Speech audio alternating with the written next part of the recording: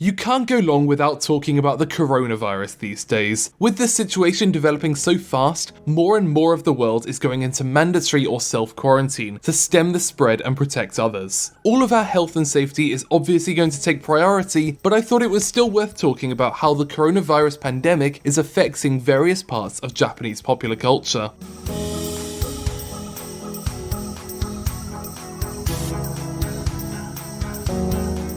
Most primarily, the virus is having a big impact on eventing. All parts of Japanese media engage in this in some way, whether it's through stamp rallies, restaurant collaborations, or talk shows. These have been affected across the board. One of the largest cancellations was Anime Japan, which serves as both a way to make announcements and to network with industry professionals. There have been some fun workarounds though. Eromanga Sensei is currently doing a virtual store collaboration in VR chat, where you can purchase digital merchandise. As of time of recording, Tokyo has not yet put out a work from home order, yet anime are still getting delayed. Companies that can facilitate it are allowing their staff to work from home, but the real issue is the companies that they'd usually be outsourcing to. So for instance, shows like The Misfit of Demon King Academy were pushed back because they were relying on work to come in from Chinese animation companies. However, since they're now all in quarantine, anime producers are going to have to change their plans last minute.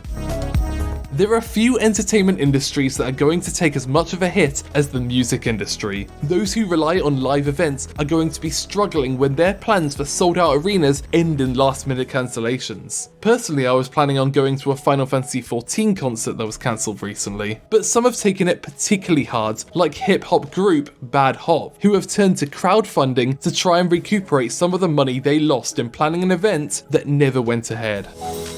Japanese game releases will likely go ahead as planned, but there's definitely some apprehension surrounding it. For instance, a lot of people won't want to go into physical stores, so we can likely expect stock issues. It's also worth mentioning that delivery services are currently being strained, so we can't really rely on timely arrivals. That said, games like Final Fantasy VII Remake will be released on April 10th, but it's going to be hard to take opening sales numbers seriously during a pandemic.